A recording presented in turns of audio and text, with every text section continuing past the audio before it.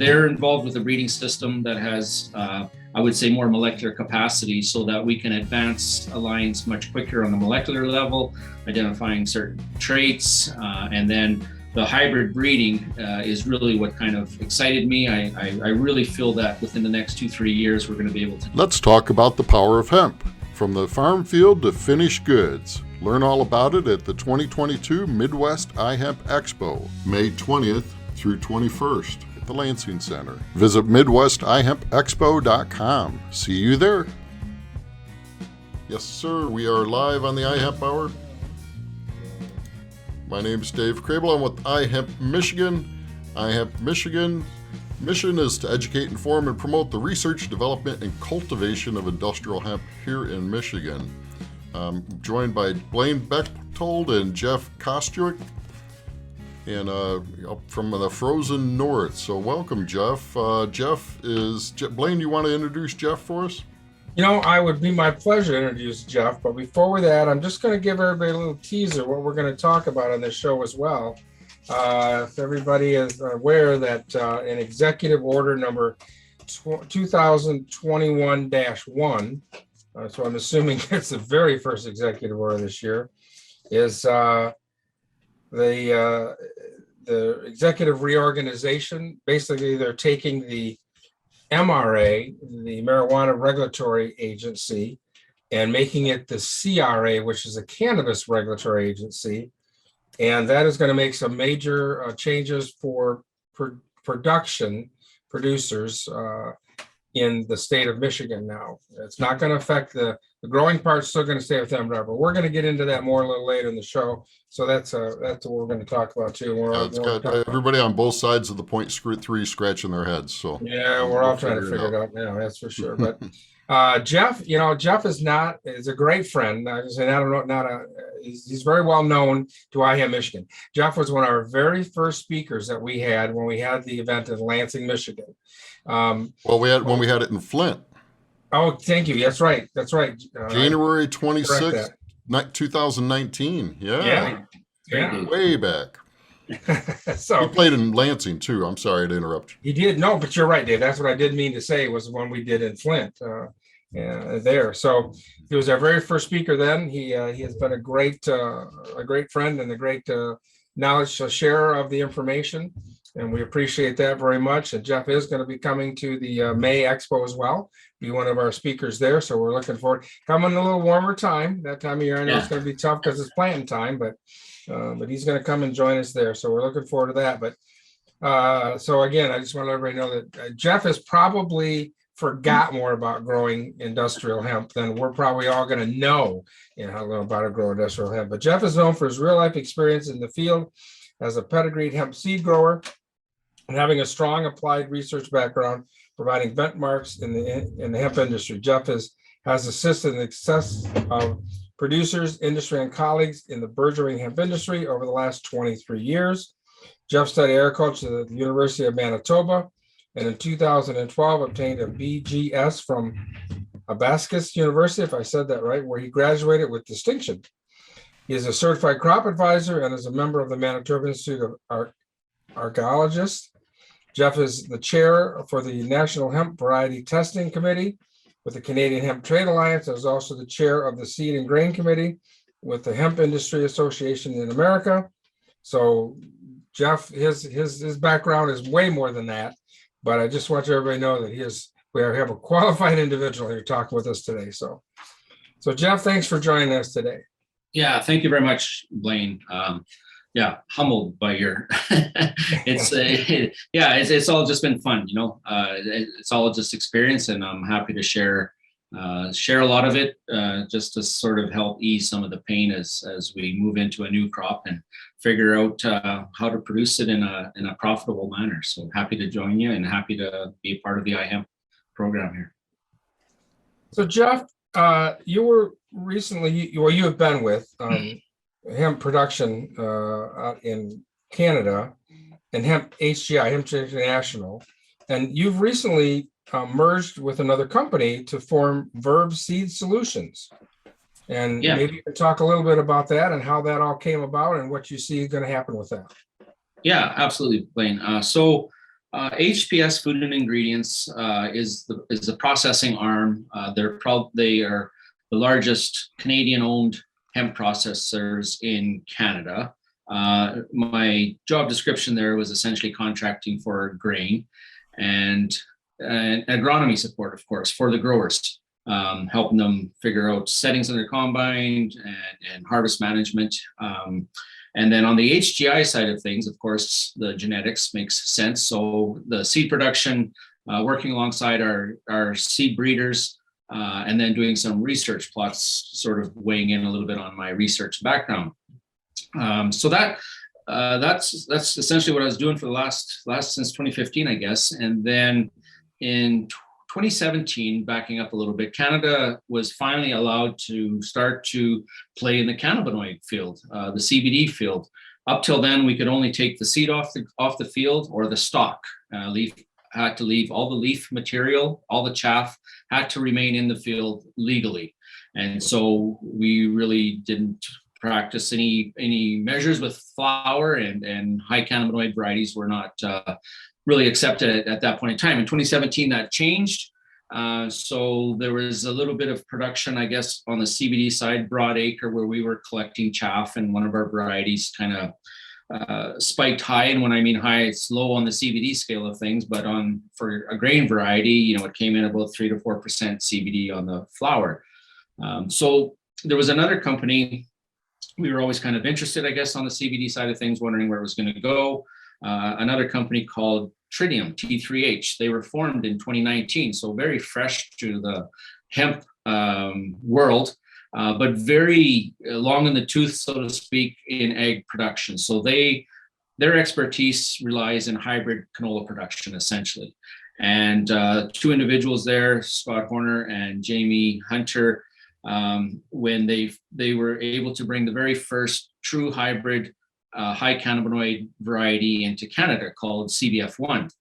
And because they were sort of new to the game, they asked if HGI and myself would distribute that variety for them. Plus, they had some in-licensing agreements with the likes of Charlotte's Web, Arcadia Bioscience, to bring in additional high cannabinoid varieties that we ran through the testing procedure to have them on what's called the list of approved cultivars in Canada. So again, just for those that don't know, you have to purchase AOSCA certified seed in Canada, and it has to be on Health Canada's list of approved cultivars. And the benefit there is that all the testing for THC is done at the pedigree level. So if you're growing the variety for seed production, it gets tested there. When the farmer gets it in his possession, it no longer has to be tested in his field. So it's really been a game changer, I would say, for us, where that farmer doesn't have to worry about that field going hot. In fact, I know of no fields in Canada over the last 24 years that have ever had to be destroyed or questioned because they were hot, unless it was there's a novel idea, huh? Yeah. Maybe get some sense here in the States, maybe. Yeah, we'll get into the HIA part that you mentioned, but that's kind of part of my, I guess, kind of focus. But anyway, so yeah, I was distributing for them, and over a couple beers, I guess, so to speak, over time periods, and getting to meet them. They seem like really nice guys. We started kind of discussing a little bit more about what our projections were and what our thoughts were, and they were really aligned well. And they're involved with a breeding system that has, I would say, more molecular capacity, so that we can advance lines much quicker on the molecular level, identifying certain traits, and then the hybrid breeding is really what kind of excited me. I really feel that within the next 2-3 years, we're going to be able to double grain production with these varieties, and have a much more uniform crop. Just a number of different advantages that come with that system. So I'm really excited about it, Blaine. Double grain variety? Double the yield? Wow. Yeah, I expect that. Yeah, it's been, awesome. we've with our own breeding program, we've kind of thought about that. I think the combination of two, what I feel are some of the smartest minds in the breeding capacity for hemp in certainly North America, perhaps the world, are now working towards the same direction for us, and we have the rights to those varieties that they produce. And so, yeah, I mean, as you know, Blaine, you handle some of our seed too, and so there's some restrictions, I guess, that we have is that we go further south in latitude on the performance of those varieties, and that's another thing that we want to identify is to make sure that we can start testing and provide different genetics for those lower latitudes, and particularly, I think the biggest gap is really in that southeast part of the U.S. too, where there's a lot of interest, but not a lot of genetics that kind of fit that realm of A lot of hot, a lot of humidity down there. Yeah. A lot of humidity, yeah. So, and then, yeah, I think the moisture. There's a few different issues that they have, but one thing they do have is a strong interest in hemp, which is great, and we want to try to make sure that we can find a variety that makes it successful to grow there. So, so now then you're gonna with Ver. Is that I'm saying it right? Verve, like bittersweet symphony, the Verve. I think you could give me the name of what that stands for. It means spirit. It means enthusiasm, which I thought was a good, and vigor, essentially. So kind of what we are wanting to get in a hemp seed. So determination and stubbornness helps too. You got that right, Dave. Yeah. So with the new company then this year, then what varieties will you have available? You'll have grain and fiber and CBD as well? Well, yeah, the CBD and grain will be the biggest change that we've had. That's under one group now. So we've got, I think, 4 varietals on the list of approved cultivars, again, in Canada, and that are available both in Canada and the US for high cannabinoid production, both orchard style, or we've got an auto flower if somebody wanted to do sort of broad acre CBD production. And then the hemp genetics, all of that gets transferred over to the new company. So those grain varieties, but it's more what's coming down the pike. So we've got, I think, two additional ones that'll be listed this year with limited amount of seed. One's called Indigo, which is again a partial hybrid, but unique color, kind of has that purplish tone to it. So just for visual looks, it looks kind of cool. But it was a good yielder in our trials here last year. We haven't had replicated trials on it yet, but a nice height for harvest and just a nice full seed head. So a lot of the attributes, that's, as I said, we're like-minded in what we kind of liked in what we see in a hemp grain variety. And like I said, this hybridization thing, it's done in other crops. It was always wondered if it was economically feasible, but again, we've started down the road, and we're quite confident that we'll have something very interesting and valuable in the next year or two for sure. Jeff, when you say high CBD, are you looking at like 12 to 15%? Is that kind of where the range where you're looking for? Yeah, to stay within the regs in Canada, the one thing that we do have to do is we have to test at a certain plant physiology stage. So we can't, on the seed production side of things, it's just one test date when, as an example, for grain varieties, when 50% of the seed that's already formed resists compression, that's the time that you test for THC in grain. And there's the similar sort of timing for feminized flower that you have to identify. So it's not like we test. Okay, we're getting close to going hot. This is it. We test, and it has to remain within regulation at that plant physiological. So we don't have an option to say when it is. It has to be done at a certain period of time during that plant's life. So for us, 10% to 12% CBD, the ratio is 28 to 30 to 1 for CBD to THC. So at that point, that's the maximum CBD percentage gets you still in the regulation for maintaining your hemp status and not weed or not going hot. So yeah, that's kind of a roundabout way of how it's done up here. There's a lot of talk about going from 0.3 to 1%. Do you see any pressure on that in Canada, and what are your thoughts on that?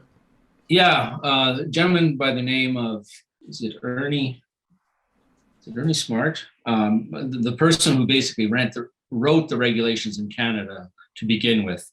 And he spoke at one of our conventions or workshops here in the Canadian Hemp Trade Alliance a year or two ago when it was held in Vancouver. And he said that was his biggest, I guess, his biggest thought as far as what he should not have done he just picked an arbitrary number of 0.3%. And he honestly says that at 1%, on the food product side again. So, if we're looking at processing hemp grain, there's a testing procedure at that point in time too. So the company itself, it'll process into hemp hearts, and then that has to be sent away for a test. And that test is it cannot exceed any more than 10 ppm, parts per million of THC in there.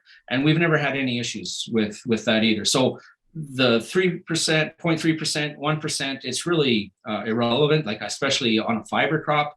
What does it matter if it's 1% or 0.3% to make hempcrete? Or frisbees. Or frisbees or any other kind of biocomposite and the thousands of things that we can do. So I'm in support of it. I guess it opens up just a ton of more different varieties that we could establish with different traits that would just make this plant even more interesting as it already is, but it just opens up many more doors, I guess. Yeah, removes some risk for the farmers. Yeah, and that's the main thing is the farmer takes it on the chin. Like I was down to California just last week, so I wasn't stuck in these snowbanks all the time, so you don't have to feel too sorry for me. But I mean, California has some of the toughest regulations I think I've ever heard around farming and production. One of the processors there was talking about $150,000 in testing in a year. Between again, in Canada, we don't need we need a hemp license, but there's no cost to it. It's we just apply for it and you get it. So we just need to sort of diminish these regulations and costs that are somewhat prohibitive for farmers to get into the crop. In my mind, for grain especially, it's like any other commodity. There's no cost for the license? No. Wow. No. Yeah. No cost for the license, and now they no longer have to THC test. So we're making baby steps. Let's say, I was going to say strides, but strides are pretty strong word. We're 24 years into it, or whatever it is, 1998. So we've made some advancements, but our push for sure is to sort of completely deregulate hemp grown for grain or fiber, because it just doesn't make a lot of sense at this time. So. Well, there's a little. So yeah, that's kind of where we're at.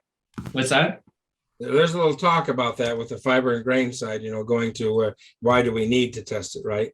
Certainly, maybe we need this list of varietals that we know that haven't gone that, because one of the tests that they did this last year, talking to James D. Decker and that group when they did their testing, one of the fiber varieties, and I believe it was Berlineski, but I don't know for sure, but we haven't got the reports out yet from the testing this year. Well, we will, which I've got them. But anyways, one of the varieties went hot. They had a fiber variety, which was kind of interesting. But even James said if we would go to the 1%, 99.9% of the tests that they did, or the varieties they tested, would all be under that. Would never be a problem. So I've kind of got, I wouldn't say pushback, but there's a couple groups that are doing some research work, and they're using, the question I asked is, are you using certified seed? Because as we all know, one of the most uniform things about this crop is that it's non-uniform. Like the pollen flow is extensive, right? So you run the risk a lot of having seed that tends to, I would say, either go backwards or it just does not look the same as it would, 5 or 6 years down the road. Now, a lot of people, sort of associate that, okay, I've got AOSCA certified seed, that means I'm going to be extremely successful. Well, that's not exactly true. You still run the risks of every other seed and it'll perform to the value of that seed. So the germination, and biggest of all is making sure that that variety fits the right latitude or growing location. Because I've had the comment, well, I've planted certified seed and I've planted, non-certified seed, and the non-certified seed performed very well, which I believe, there's no doubt about it. But what is important is the checks and balances and the regulations on growing that, and it's third-party inspected. So for growing breeder seed, you cannot have any other hemp varietal within a 3-mile or 5-mile radius of that crop, so that you can limit that pollen flow. So, and then it as you move down the ladder, I guess, in pedigree, there's still regulations that you cannot have, you try to limit or inhibit or whatever that cross-pollination to maintain that distinctness that I mentioned on a variety. So that's the important part, because you can do a test 1 year on a variety that is not completely certified.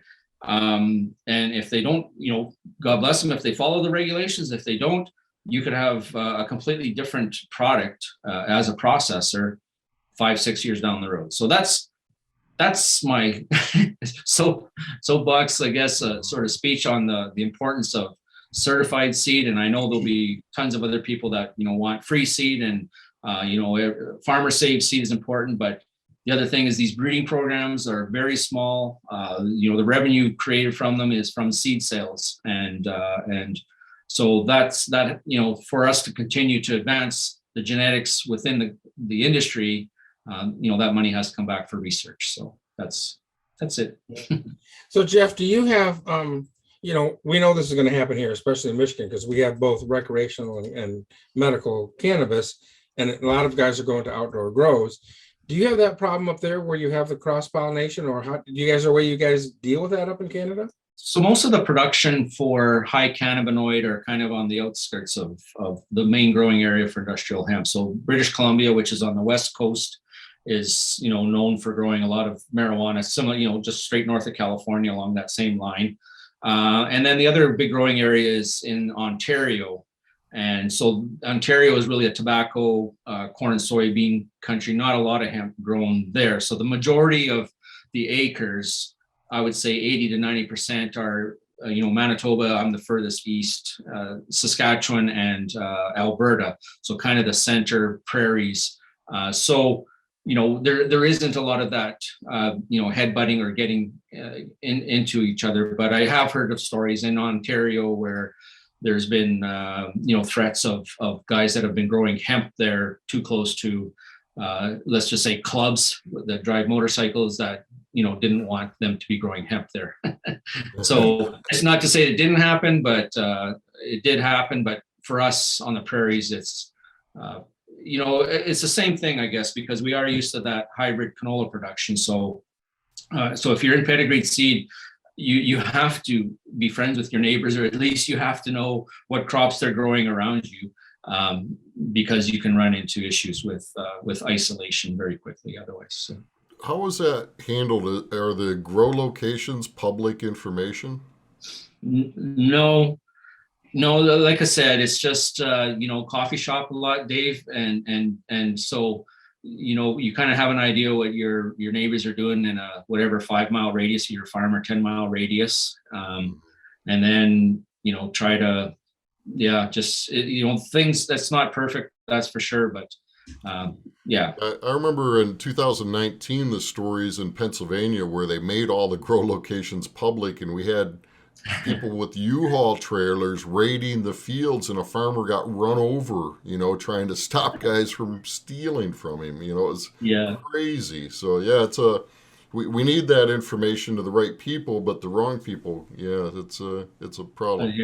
The first year that when hemp was brought into Manitoba or Canada, the first year I grew it, we had plots in my research farm. That's the first year that I actually had some thieves, I guess, or people come in there and snip some of the flower at a certain time, and that was the one and only time that I've ever seen it in to any extent. And I imagine for the most part it was some kids maybe from school that tried to make a quick buck and it probably got taken care of after hours at the school ground once that was found out. So Right. you know, it's not near the, and mind you, that's, you know, it's a completely different looking plant for those that are, you know, a bit in the know at least.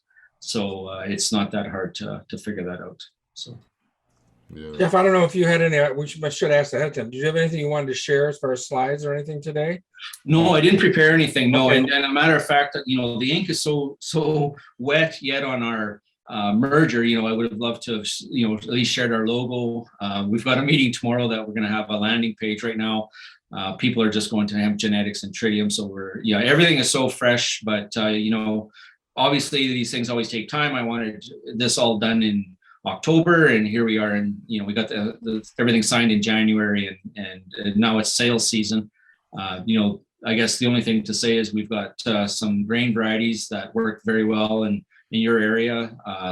We've kind of pumped up, you know, our C varieties, I call them, the ones that do better, CRS1, CFX2 for the northern states. And so we've got a good supply of seed right now. We've got some large acreages that are talked about, but nothing's signed on the dotted line. But we've got a, you know, if anyone's looking for seed, we're open for business for sure. Do you have CBD varieties also available? We do. And, you know, we would be completely honest, you know, they're available also in the US. So, you know, if somebody's looking for that, I could, you know, direct them to there. It might be easier instead of getting a permit to ship the seed down there. Like the seed's already on the south of the border. So, yeah, it's generally like Charlotte's Web and Arcadia Bioscience. Those are the two companies we're working with primarily on sharing of those genetics, and also to a certain degree, US Genetics and ourselves are working together. We actually do deal with some of their varieties up in Canada here. So yeah, it's competitive, but yet collaborative, let's say. There we go. So Jeff, let's talk a little bit about, before we get into the break here, a little bit about dual crops. So yeah. Let's talk about that, because, you know, fiber seems to be kind of picking up here quite a bit, at least the talk of it is. We still seem to have a problem with the decortication part of it, you know, getting that done. But what about dual crops? What are we seeing there? What do you see happen in the future? Well, that's kind of, you know, a couple of our varieties that are sort of looking towards a dual and even tri crop, to be quite honest, Blaine. And it's a question I often get asked.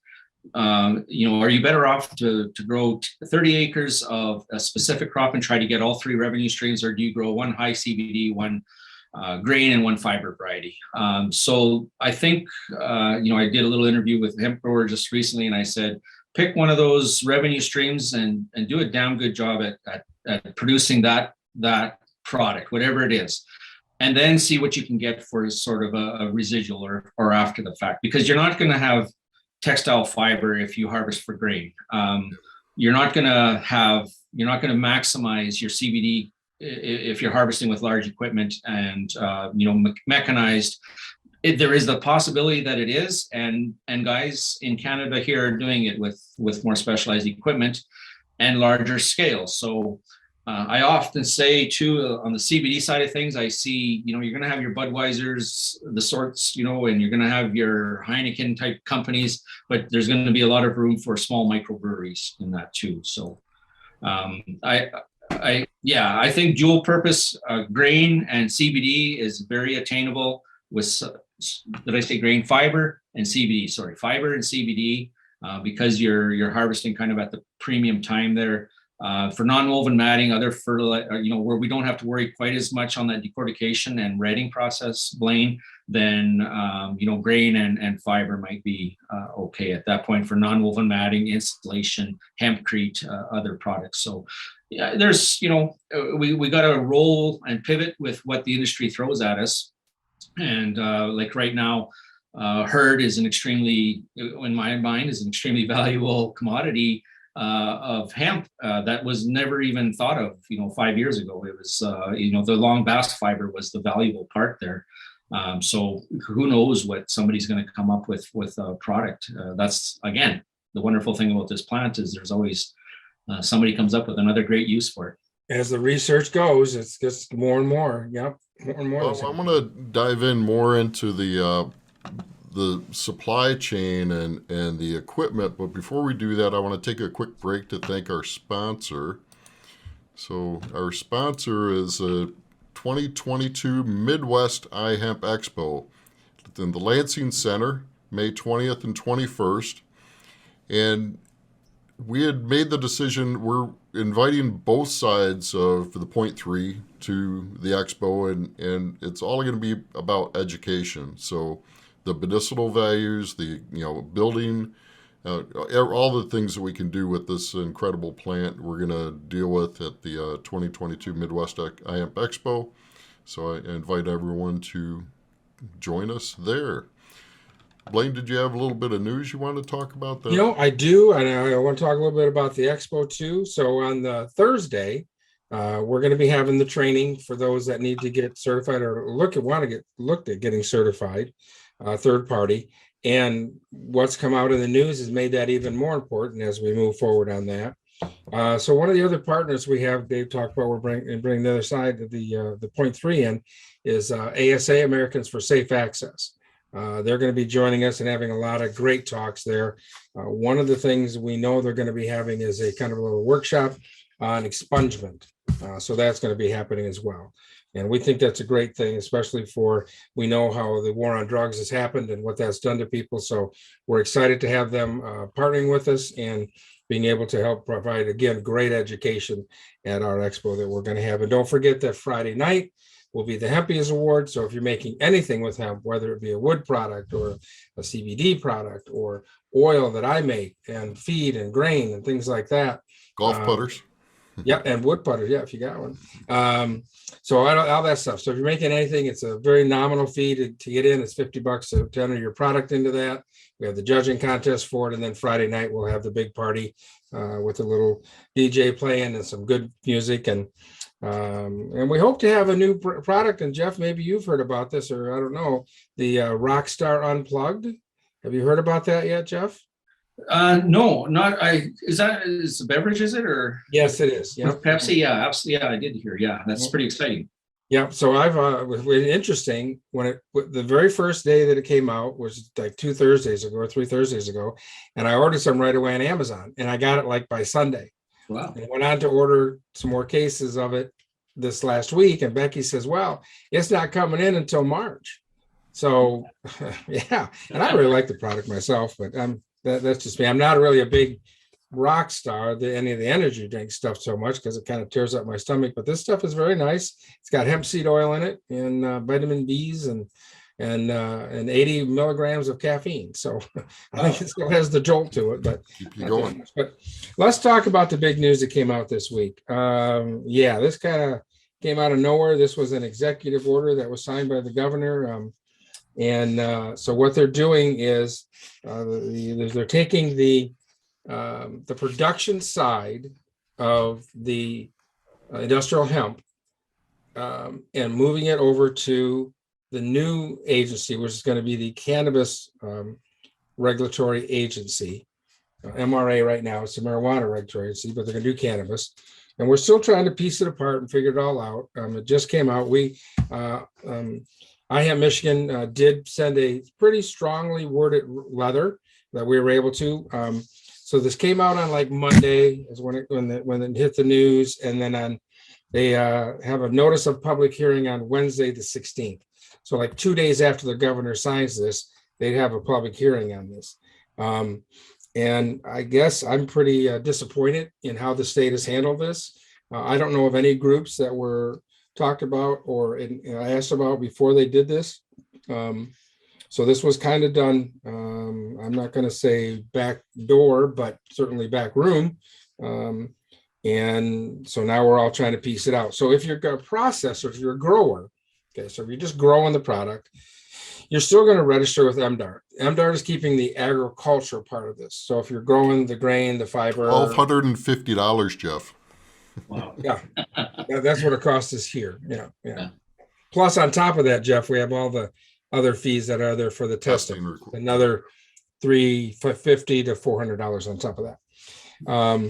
So what they've done is they've left that with MDART, with the agriculture part of it, but the processing side, once you sell that crop or you process it yourself into either CBD products or gummies, or like I do with, I don't know what it's going to do with the oil that I make at this point. Anyways, that's all going to shift over to this new agency. In a couple of weeks, we're going to have Director Bisbo on to talk about this, maybe have a little more clarity. Also, iHemp Michigan is forming a group right now, and if anybody out there would like to be part of the group, please let us know. With processors and store owners, and to figure out so that we're proactive instead of reactive on this, because we don't know the rules, and we believe we're going to have an invite to be able to talk to the director about it and maybe help formulate how the rules are figured out on this. So again, disappointed the way it came out. Very little talk about it before it happened, and here it is, and here it is now, and that's what it is. So, and with the public comments, the growers on the marijuana side that paid $40,000 for a Class C license to grow outside are not happy about the idea of any dispensary and such being able to pull in hemp from anywhere in the U.S. because that's the way the rules change. As long as it's approved by a Department of Ag, now they have a very affordable source of cannabinoids, which is going to benefit some hemp farmers. But I can just see the MRA raising those fees to grow the hemp. So we're certainly, again, we're going to have much more discussion on this, especially as it affects the Michigan growers here in the near future. And we will have the director on. He's willing to come on the show and talk a little bit about it. So we're really looking forward to that for sure. And again, we did get comments in that at least are on the record of how we feel about this situation. So a couple other fun things that are coming on. The Michigan State University Extension invites anybody that wants to participate in the 2022 Michigan Ag Ideas to Grow With conference. It's going to be held February 28th through March 31st. It's virtual. It's online, so it's free. There's a whole great lineup of talks they're going to have on this for anybody.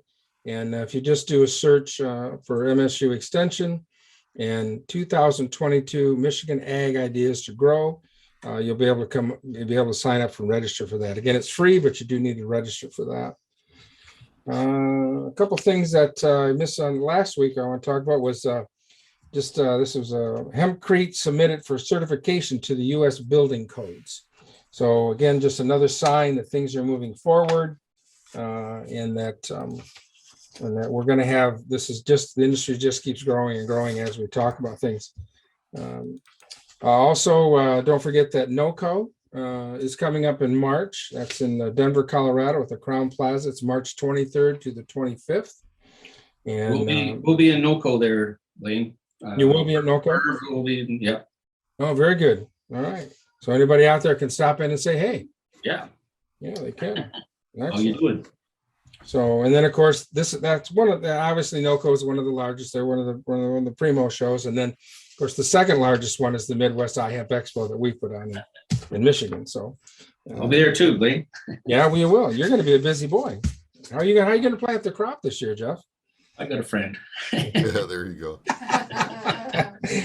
And of course, there's a couple bills that have been introduced. One is to raise it to 1%, and the other is the Safe Banking Act that's been reintroduced. So a couple things there. If you want to help, if you go to the US Hemp Roundtable site, and we have it on ours as well, you can click on a link and you can send ask for support from our representatives for that. The last bit of news I want to share is Senate confirms Dr. Robert Califf as the FDA commissioner with bipartisan support. US Hemp Roundtable was quite in favor of him being put into this position. And of course, he's got a lot on his plate, and I'm sure CBD is going to be one of those for sure. But at this point, it feels like it's a good choice for the hemp industry as a whole to have him in there, and maybe we can finally push something through with FDA and get it approved, so we can have some kind of regulatory situation so businesses feel safe to get into this on a large scale, and we can grow the hemp industry for sure. So that's kind of the news for today. We're sorry that Mike. One more thing, Blaine. Mike Brennan is out traveling today, but he shared this. He wanted to make sure we saw this. Okay. This came across his desk. I didn't see it. Value of hemp production totaled $824 million in 2021 in the U.S. So I thought that was interesting. Wow. And 19.77 million pounds of floral hemp production. So yeah, this report's out. I'll post it on the iHemp Michigan website. 16,000 acres were grown. All right. Hemp grown for grain totaled 4.37 million pounds. It's interesting there, just on that note, the grain estimated at about 530 pounds per acre. That's exactly where we started off. And as producers get to know the crop, get the right varieties, and get to learn how to harvest, which takes about 3 years to learn, so that's exactly where we were, 300 to 400 pounds per acre on the provincial average. And I would say now we're probably closer to 800 to 900. And, on the farm here, I budget for 1,000 pounds. I farm for 1,500, budget conservatively for 1,000, and 1 year out of 10 now I've hit 2,000 pounds. So there's lots of room for growth there. Wow, that's exciting. That's very cool. Jeff, are you having the same problems in Canada that we're having in the United States with the fertilizer and input costs? Yeah, absolutely. Well, and it's driving. It's a number of different things, I guess, Blaine. It's driving an increase, I guess, in the value of hemp for grain. The processors do have to try to compete for those acres. So it's not only the input cost, but it's also the other commodities that have been proving to be very profitable too. And here, back in my day, I was a diversification specialist. So you try to convince somebody to grow a new crop. As soon as wheat would drop down to $2 a bushel and canola down to $6 a bushel, tough to grow those crops and make a profit. That's when people start looking at another crop that they can grow, which is just compounds the risk on their farm. So this is the year, I say, those farmers that are getting whatever it is it $8 or $10 a bushel for corn and more for soy? Like for us, $24 canola, like that's easily double than what it's kind of ever been at this point in time. I mean, this is the year that you want to throw a quarter in or throw some hemp in to start to learn how to grow the crop, because it's going to take a little while, and that really those other crops will help absorb any sort of blowback that you get. But like I said, I look at growing the crop here now. Last year, my granny crop went 1,200 pounds. Contracts in Canada anywhere from 65 to 75 cents. It's profitable for here, that gross revenue. So, but you're absolutely right on the input side too, Blaine. That just like everything else, right? All of a sudden, there's a shortage on every herbicide that you've ever used. I don't know whether it's all COVID related or political or what, but it just seems to come with it. So it's tougher to, my fertilizer bill doubled. Like we put fall fertilizer on and it was exactly 2x of what I had to do last year. So wow. That's the way it is. Have the choices for inputs changed over the years? Have you gotten more approved for hemp? Because we have that situation now where there's only, especially with the weed control, it's. Yeah, we're working on that. And that's kind of that part where I'm on the minor use committee for the Canadian Hemp Trade Alliance. We just had our meetings here, actually ended today, to be quite honest. So it's a minor use, meaning that you have to kind of have a company support to move forward. You've got to have the data. So I guess the collaborative effort between Canada and US is called the IR4. And so that's where we both get together to talk about the different problems, I guess, there is in growing hemp and then moving certain products. So I sit on that board too. So I provide the information on what herbicides, insecticides, and pesticides are registered in Canada for minor use. And then it's just more of an easier bridge of that data that can go to the US.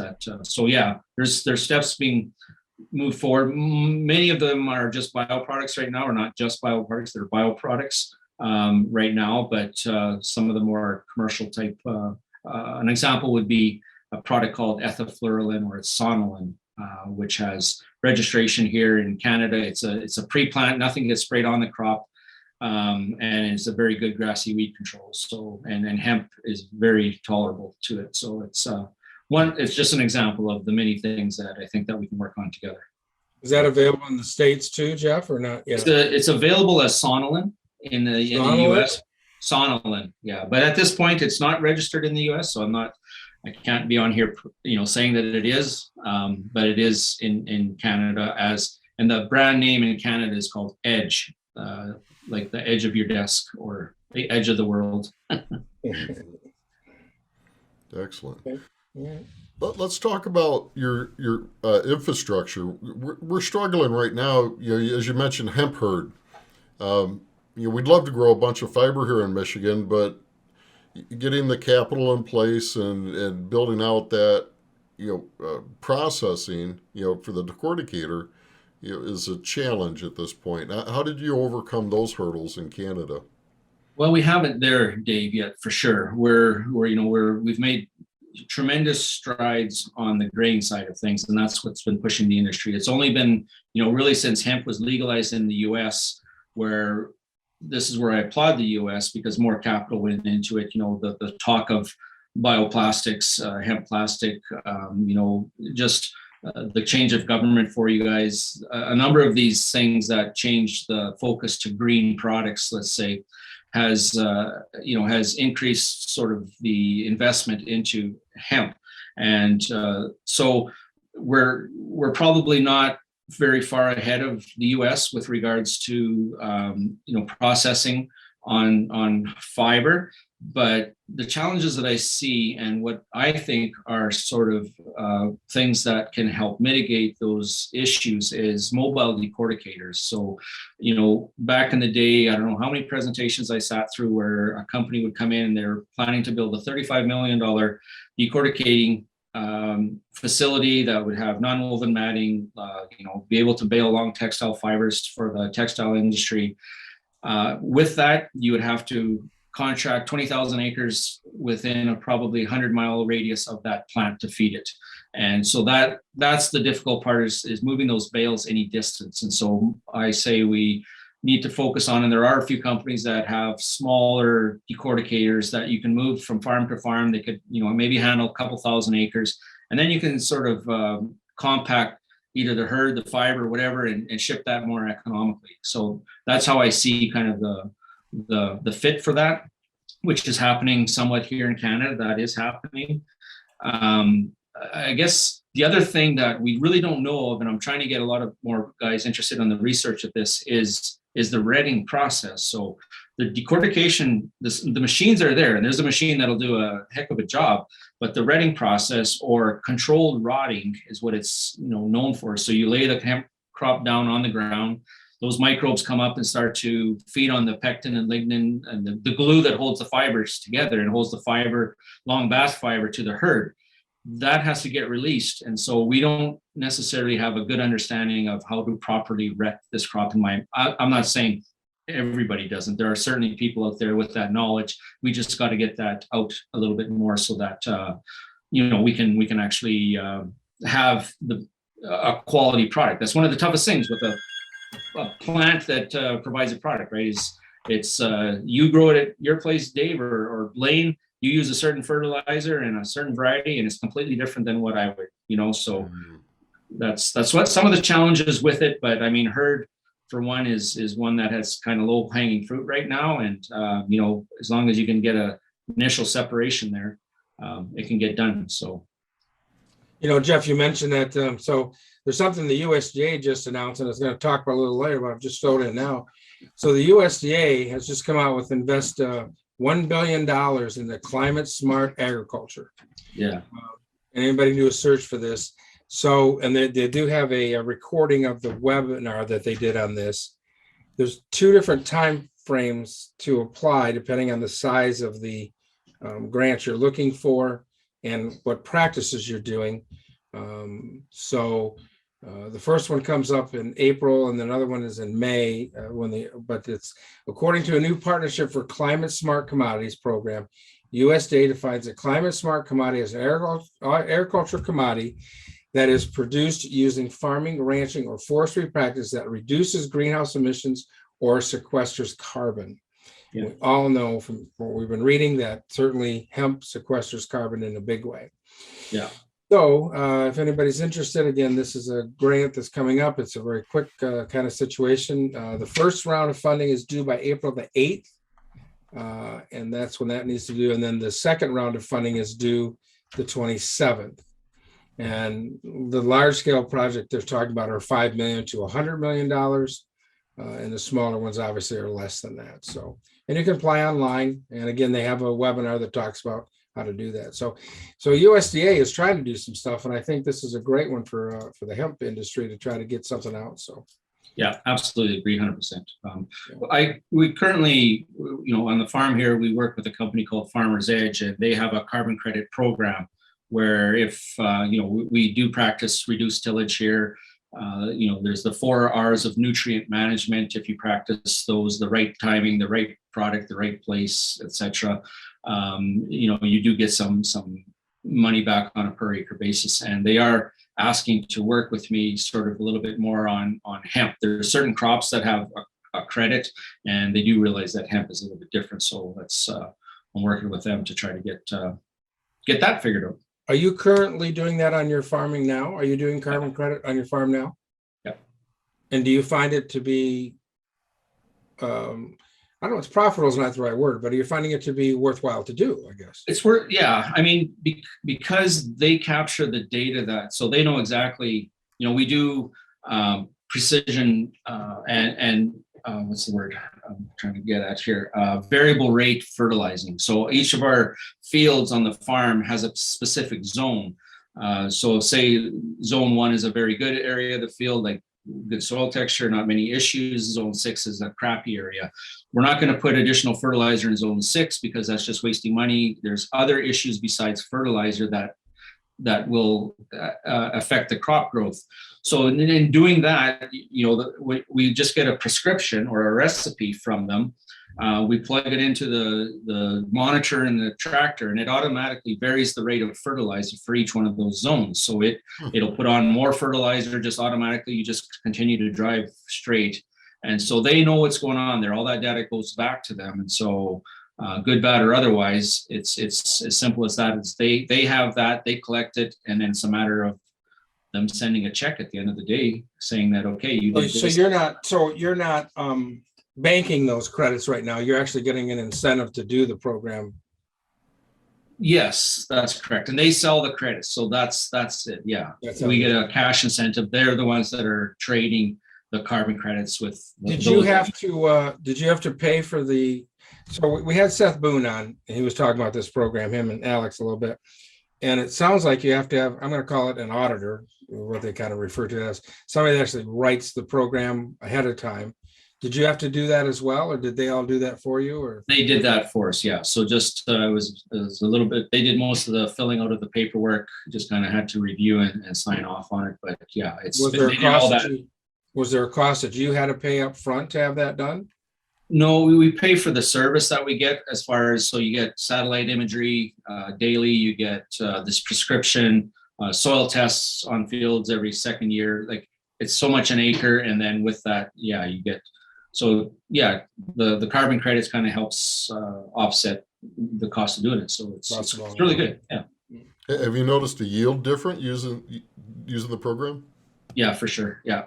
It's you put in your yield targets, and we're usually just a half bushel off, dependent upon moisture. And then, through the growing season, we've got weather stations in each of the different fields too that measure the soil moisture and everything else. There's disease risk, and I mean, it's pretty accurate. Like you have a pretty good idea by harvest time what that crop's going to yield.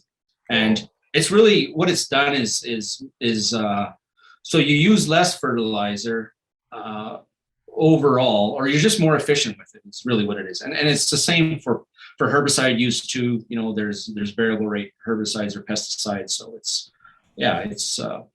it's environmentally, sustainability, all the right, checkoffs there. It works well. Excellent. I wanted to get in. I see we're getting really close to our time here, but I did want to get in one other topic, I guess.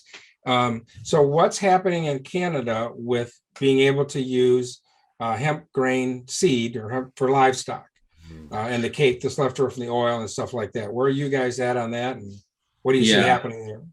Yeah, essentially, if you had your own animals on your farm lane and fed them to your pigs or to your chickens or to your cows, that's and consumed by yourself, that's still legal. If it goes into the commercial market, it's considered illegal. Yet there's the Hemp Feed Coalition, which is a combination of Canada and the U.S. that are making some inroads there. But currently, I guess it's just every year, it seems like it's a year and a half out. So again, they're trying to bridge data to Europe. They're trying to generate enough data within North America to do that. But we're no further ahead than I think, legally it happening. But so some of it is being fed. I mean, for pets or, horses that aren't being consumed, then there's not an issue, and there's some benefits. But so you're about the same place that we are in the U.S. then with them. Yeah, absolutely. Yeah. It sounds like poultry will be the first out of the gate. It sounds like it. Yeah, I think Pennsylvania made a little bit of a stab at it there. And we did do some through the CHTA. We do have a trial that it did show that there was an omega transfer over into the egg, so it was beneficial.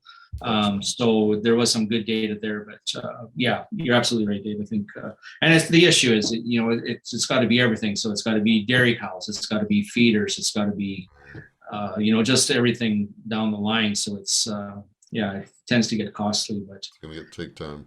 Yeah, but if that happens, and when it happens, that's huge for our industry. Everything, absolutely. Yes. That's why I'm trying to learn how to grow it now, Jeff, so that when it's ready, I know what I'm doing. Yeah. The market's coming. Yeah. Right. Yes. Well, Jeff, I want to thank you very much for taking time out of your busy schedule with everything you do and sharing some information with us.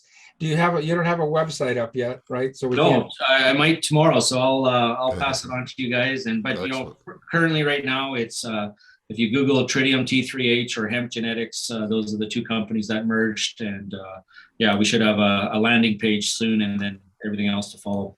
So we'll make sure we get that information out and get it up on the website so people know how to get a hold of that and get that seed. So it's my pleasure. Good to see you guys again. And thank you very much for inviting me. It's always great to visit with you guys. I'm sorry. Seeing you in May.